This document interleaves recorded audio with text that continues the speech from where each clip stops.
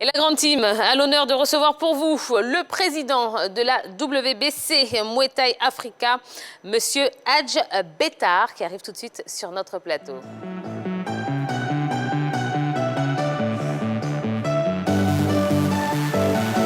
Bonne arrivée, Monsieur le Président.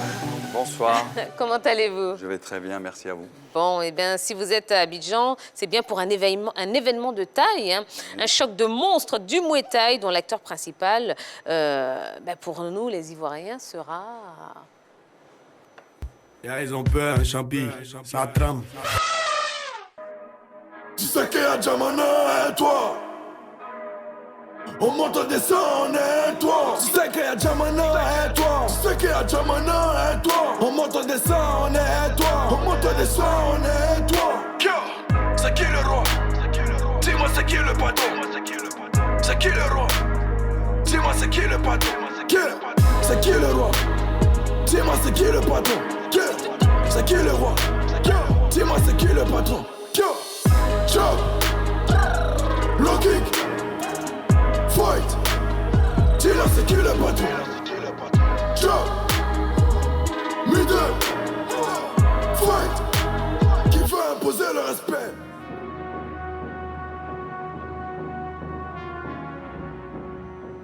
Et oui, Oli la machine remonte sur les rings le 30 octobre prochain au Palais des Sports. Mais avant, il nous fait l'honneur de nous rendre visite pour évoquer son prochain duel. Eh bien, mesdames et messieurs, recevons notre champion d'Afrique, un WBC Muay Thai, le Demolition Man, Oli la machine.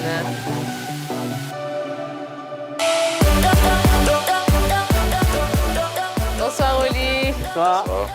Comment allez-vous? Ça va, Dieu merci.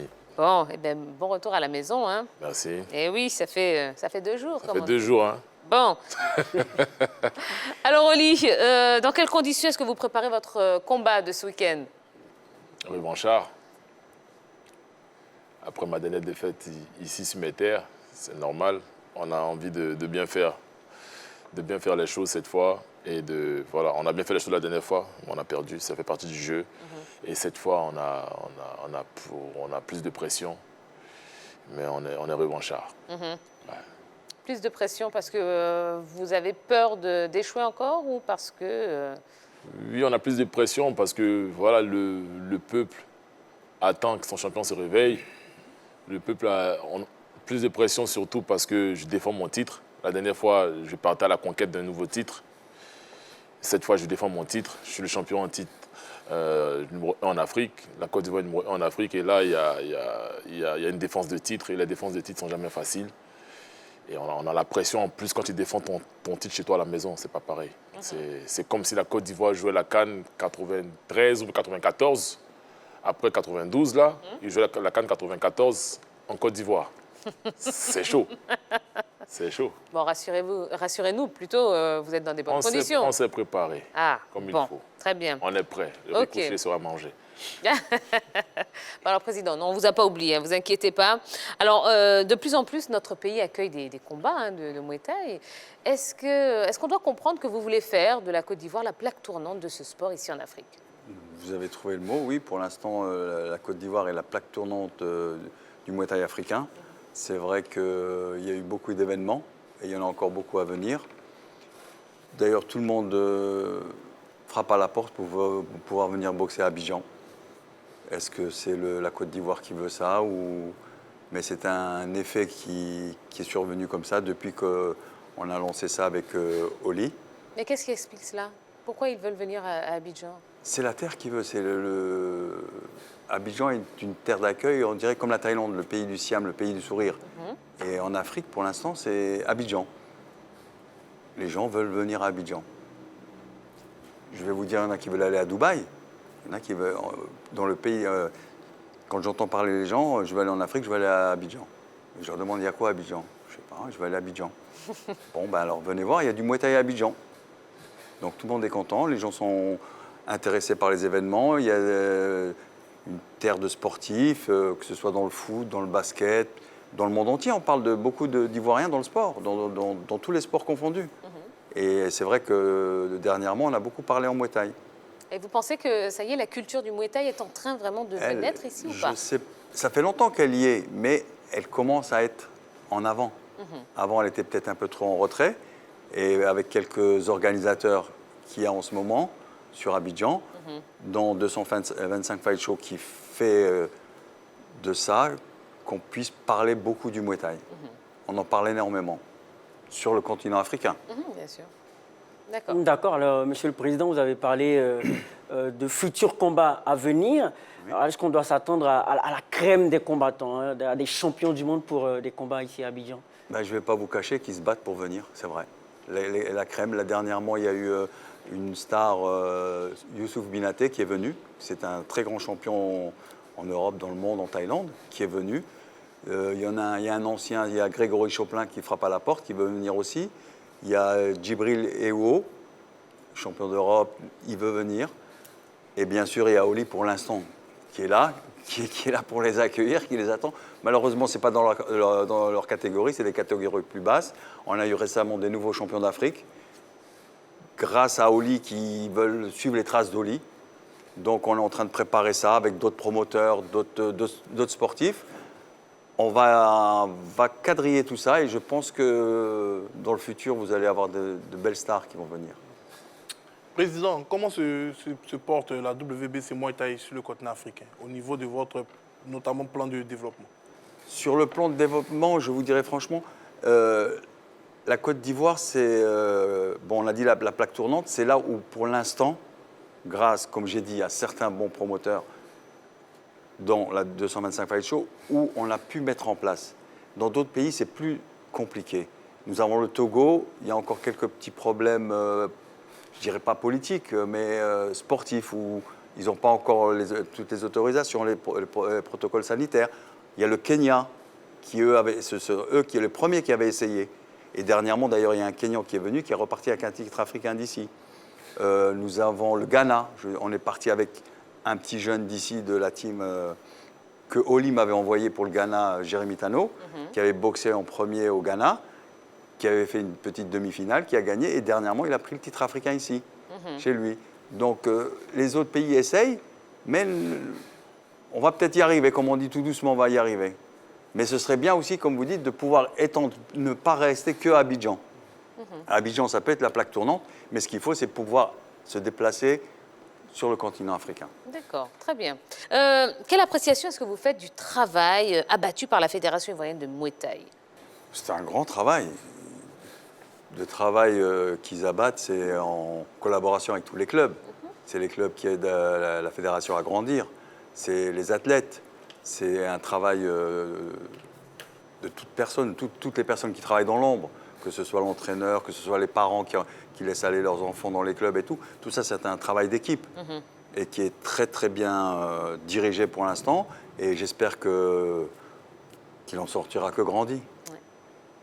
Alors, Oli, on va parler maintenant de ce combat de samedi. Sur quoi est-ce que vous avez mis l'accent pendant votre préparation? Là, on a repris à back to the basic. On est parti à l'ancienne, à vraiment travailler sur tout l'aspect du combat. Vraiment, tout l'aspect du combat, c'est vraiment le Muay Thai dans son entièreté. Moi, à la base, je suis un striker, c'est-à-dire je suis un boxeur qui aime boxer à distance, qui frappe à distance, qui n'aime pas trop le corps à corps. Je sais bien faire le corps à corps, mais je n'aime pas. Je ne voulais pas le faire parce que je boxais en même temps en Muay Thai et en K1. Donc, j'ai plus boxé en K1 quand je sortais à l'étranger, il y a quelques années, avant de recommencer à boxer ici depuis 2019. Donc, du coup, il y a une piqûre de rappel en juin pour me dire qu'il y avait un compartiment du combat que j'avais abandonné. Et voilà, là, on a repris le travail là où on l'a laissé, à l'ancienne, tous les compartiments, maîtriser bien tous les domaines du combat, que ce soit le combat à distance, le combat à semi-distance ou le combat rapproché. Aujourd'hui, on est prêt. Je pense que la machine s'est mise à jour. Et on a à cœur de montrer la mise à jour le samedi. Oli, pour les observateurs, ceux qui ont suivi ce dernier combat dont vous faites allusion, ils avaient remarqué un certain niveau d'essoufflement à votre niveau durant le combat. Je ne vais pas dire que c'était peut-être à cause de la stratégie de votre adversaire, mais est-ce que vous ne pensez pas que c'est ce qui vous a un peu manqué durant ce combat-là? C'est pas... Oui, en quelque sorte, mais en même temps, il faut dire que quand on parle de souffle, quand on parle de cardio au sport, dans les sports de combat, c'est une question de compartiment. C'est comme si, je vais prendre l'exemple au foot, tu demandes à un attaquant de venir jouer en défense. Tu penses qu'il va avoir la même réactivité ou bien la même façon de... Physiologiquement, son corps ne va pas réagir pareil, parce que ce n'est pas son poste de prédilection. Donc du coup, sauf si c'est un attaquant qui a la double casquette, qui est polyvalent, qui peut jouer à plusieurs postes. C'est comme dans le foot, un milieu qui est 10, qui est pur 10, tu l'envoies 11, ils n'ont pas le même rendement. C'est pareil au combat. Un boxeur qui boxe à distance, quand il est exposé au combat au corps à corps, il n'a pas, physiologiquement, son corps ne réagit pas pareil. Et donc, du coup, la fatigue va arriver un peu plus vite. C'est très scientifique, c'est très science. Et c'est normal, c'est pour ça que je dis cette fois-ci, on a travaillé tous les compartiments du combat. On n'a négligé aucun compartiment. Distance, semi-distance, combat rapproché, pour ne plus avoir ce genre de surprise, au fait. En vrai, la réalité, c'est que si tu ne maîtrises pas un domaine un domaine du combat, il faut le travailler parce que ce n'est pas la peine d'essayer de le laisser de côté parce que c'est traître. Et on a vu ça en juin et donc du coup, on ne veut plus que ça arrive. On a travaillé comme il fallait. D'accord, mais partons de ce fait-là.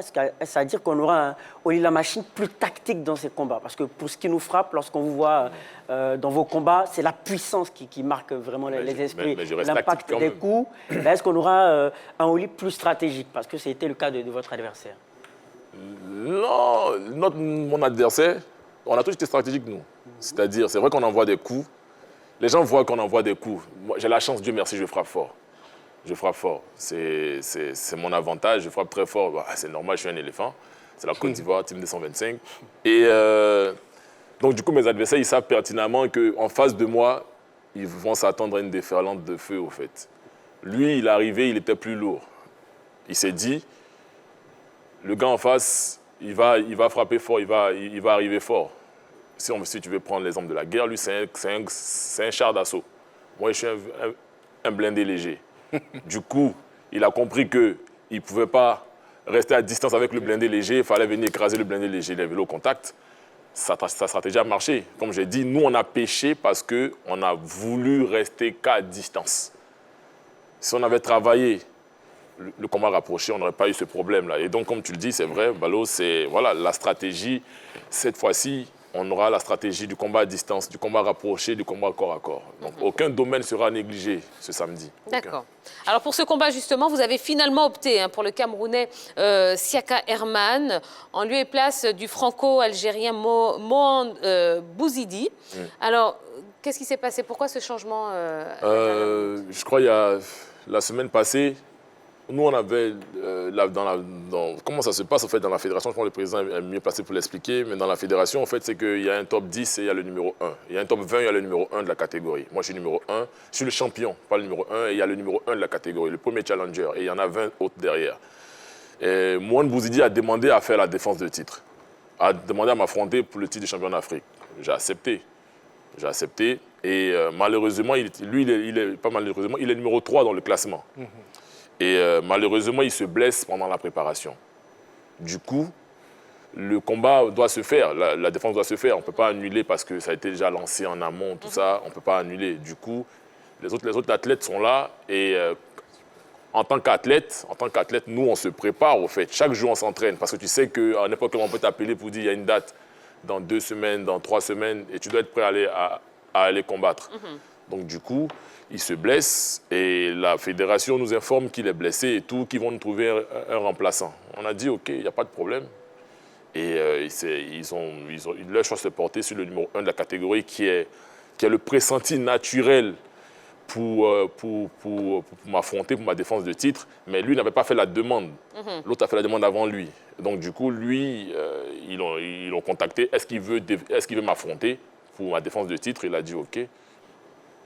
Moi, j'ai pas de problème. Donc, finalement, c'est peut-être une bonne nouvelle. Vous le connaissez peut-être mieux, finalement, celui-là, non?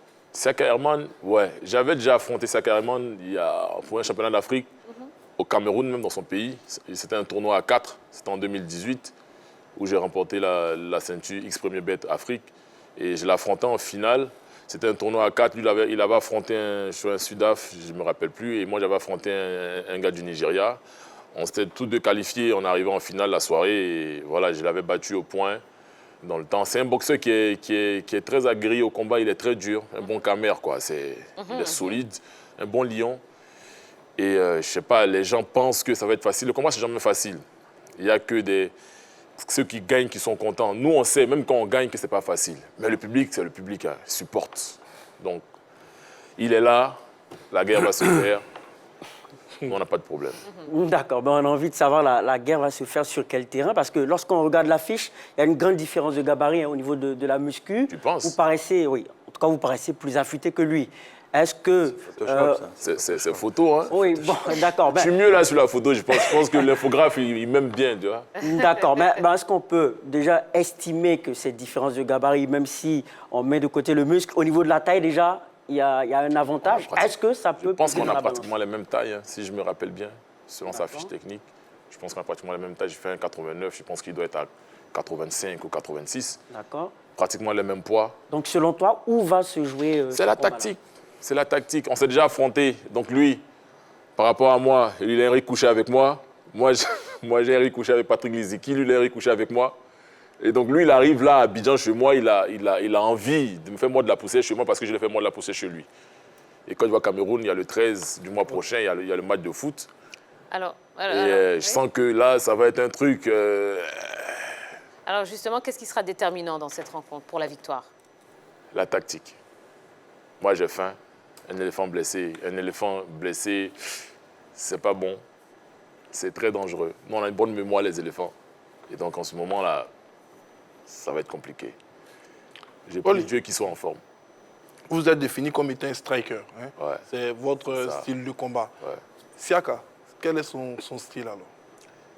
Siaka, il se fait surnommer le buff, si vous avez vu son surnom, je sais pas. Et le gars, c'est quelqu'un. C'est pas pour parler, pour dire, je sais pas. Mais vous le verrez au fait. C'est un combattant qui est très dur au mal. Il est très dur au mal. Il est numéro 1 en Cameroun depuis des années, quoi. C'est pas du jour au lendemain, au fait. Il est numéro 1 en Cameroun depuis des années. C'est un buffle. Il avance. Il est très dur au mal. Et comme j'ai dit, ça va être vraiment un combat très, très, très, très mental, au fait. Combat à distance, combat rapproché? Je ne sais pas quelle arme il va vouloir utiliser. Mais moi, j'exclus aucun compartiment du combat ce samedi. Je me suis préparé pour ça. C'est-à-dire, même si on se couche, on se couchait. Maintenant, j'aimerais rebondir... On a trop négligé, là, on a eu des problèmes, là, c'est fini. J'aimerais rebondir également sur cet élément. Ouais. À votre avis, qu'est-ce que vous allez devoir faire? Vous allez vous adapter, vous imposer à lui ou essayer de vous adapter à... Non, c'est chez moi à la maison. Il faut que j'imprime le jeu. Je peux pas... C'est moi le champion. Il faut que j'imprime le jeu, il faut que je montre que c'est moi le patron.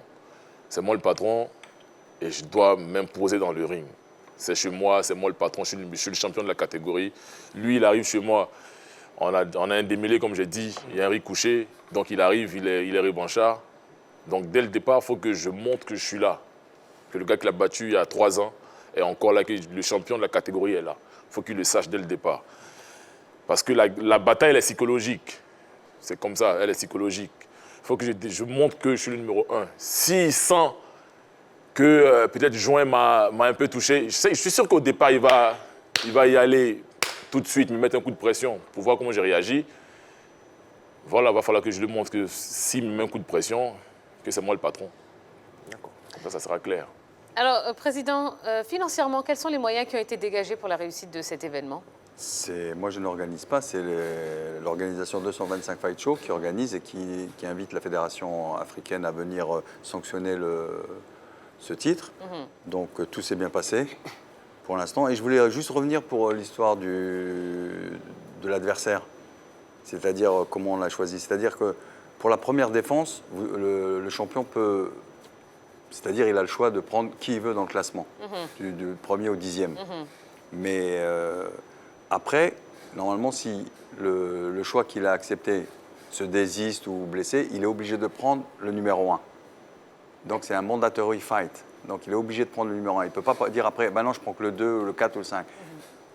Il a choisi le numéro 3, parce que Bouzidi avait fait la demande en premier, ça faisait un moment qu'il voulait boxer.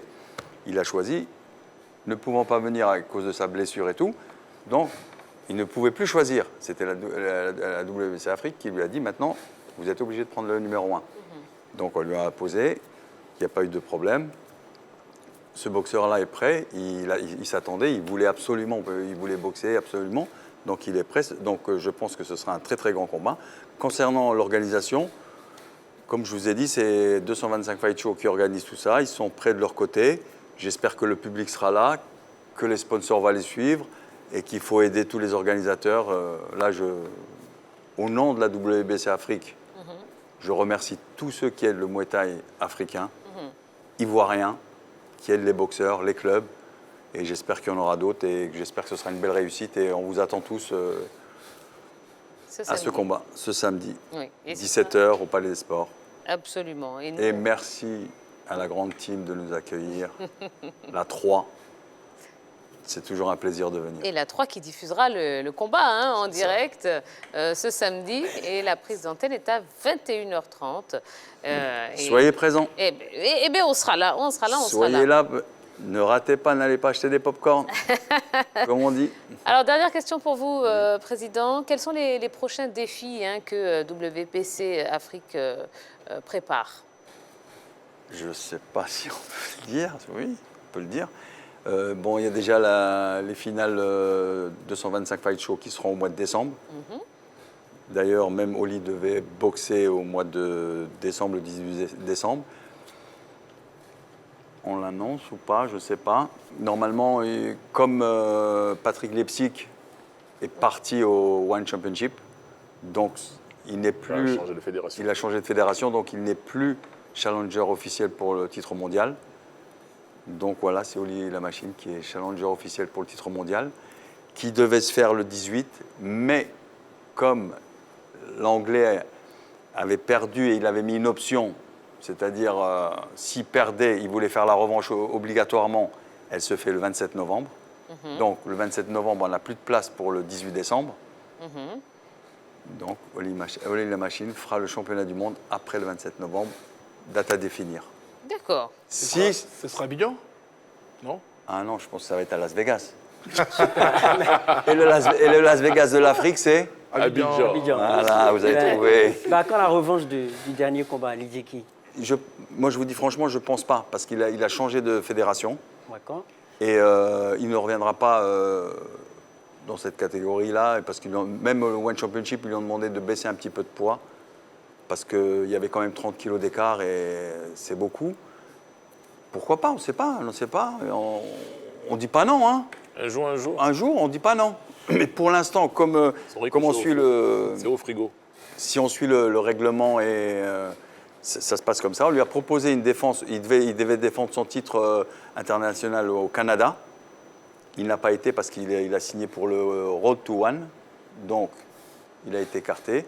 Donc, on a mis l'option, la WBC Afrique a mis l'option avec le 225 Fight Show pour faire le championnat du monde. C'était prévu le 18 décembre, en même temps que les finales de la série 225 Fight Show. Mais les Anglais, comme ils ne sont pas malins, ils ne tirent pas les derniers, ils avaient mis l'option pour pouvoir faire, si le promoteur perdait, donc il a perdu, ils remettent le 27 novembre, il y aura de nouveau le championnat du monde entre les deux mêmes adversaires, l'Anglais et l'Hollandais. Et nous avons mis l'option, on prendrait le vainqueur. Mais comme c'est trop court entre le 18, donc après ce sera 225 Fight Show de choisir la première date en 2022. Donc il y aura bien un championnat du monde pour Oli en 2022. Mais pour l'instant, on n'en est pas là. Concentrons-nous sur le combat de samedi. Le samedi, voilà. Alors, Oli, vous savez qu'il y a un autre combattant ivoirien qui porte haut le drapeau en kickboxing. Il est champion du monde ISCA en K1 chez les plus de 100 kilos. Il s'appelle Fabrice Niédré et il se confie dans cet entretien. Un pote, lui.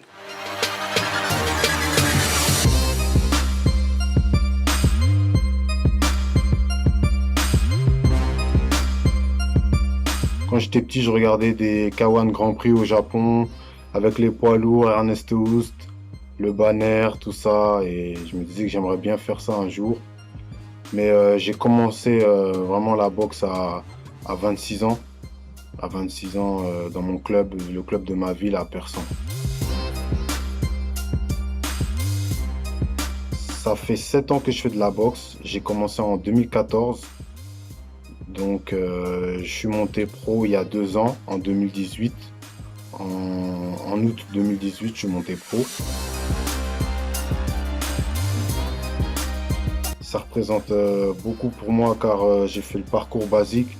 J'ai fait les championnats de France amateurs, kick, K1, boxe taille. J'ai boxé en full, j'ai vraiment tout fait. En amateur, j'ai tout gagné. En semi-pro, j'ai tout gagné en France. Et en pro, j'ai eu des titres internationaux. J'ai été champion de France kickboxing en pro. Et vraiment, j'ai eu le titre intercontinental ISCA et le titre mondial ISCA en mois de juin, plus celui-là. C'est vraiment une confirmation. Ça représente beaucoup pour moi. Surtout que ce deuxième titre, le premier titre déjà, il était pour la France et la Côte d'Ivoire. Et là, le deuxième titre, il était entièrement pour la Côte d'Ivoire. Donc ça me fait plaisir. Ça rend fier ma famille, la famille Niedré. Je sais pas encore. Je sais que j'ai été contacté par plusieurs organisateurs. Je sais qu'un jour ça va se faire. Je m'en doute pas. Je m'en fais pas pour ça. Donc grâce à Dieu, ça va aller. Oli, je le connais très bien. On se suit sur les réseaux depuis longtemps. On se parle, on se donne des conseils. Oli, c'est comme un frère. Et j'apprécie beaucoup le travail qu'il fait en Côte d'Ivoire car il est sur le terrain. Nous, on est à l'extérieur. On a du boulot aussi. Mais lui, il fait un travail sur le terrain. Et il fait beaucoup de choses pour que les sports de combat, surtout lui, sa discipline, le Muay Thai, soit bien représenté en fait en Côte d'Ivoire et de la valeur. Donc Oli, c'est une très bonne personne. Et voilà, on s'encourage, il m'encourage, on s'encourage. Voilà, on a le même but, travailler pour la Côte d'Ivoire et montrer qu'en Côte d'Ivoire, voilà, il y a des grands, il y a des combattants durs et il n'y a pas que le foot, voilà.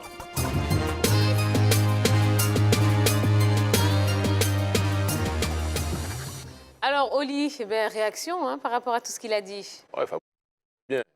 Je l'appelle Sakaboy parce que on se connaît depuis 2015. Ok. 2015, je me rappelle, j'étais en préparation, je sortais du championnat du monde en Thaïlande, j'avais la médaille de bronze pour la Côte d'Ivoire en amateur. Et j'étais au Maroc pour me préparer pour un combat en Russie. Et il m'a contacté sur les réseaux, on a commencé à parler, depuis on est restés potes. On se donne des conseils, comme il dit, depuis ce temps. C'est quelqu'un de très bien, c'est un travailleur acharné. Et ça ne m'étonne pas qu'il soit là aujourd'hui, avec tous ces titres-là, parce qu'il le mérite. Il les mérite amplement. Eh bien, emmenez-le nous en Côte d'Ivoire. Bien sûr. Eh bien, voilà. L'année, bientôt. Je ne vais pas trop parler, bientôt. Bon, eh bien voilà. Allez, on va rappeler le rendez-vous de ce samedi. Je vous laisse la parole, Oli. C'est ce samedi à partir de 17h au Palais des Sports. Il y a Côte d'Ivoire-Cameroun, avant le match du 13, le match de foot du 13. Il faut venir voir. Défense de titre du championnat d'Afrique, WBC Muay Thai. Et voilà, le riz couché sera servi. Ramenez vos assiettes, vos cuillères, les lingettes, bouteille d'eau. Asseyez-vous, je vais servir à manger. Riz couché avec du gratin ou sans du gratin? Bon gratin, gars. Comment t'as fait goûter sans gratin? Avec huile de toute façon. Tout ça.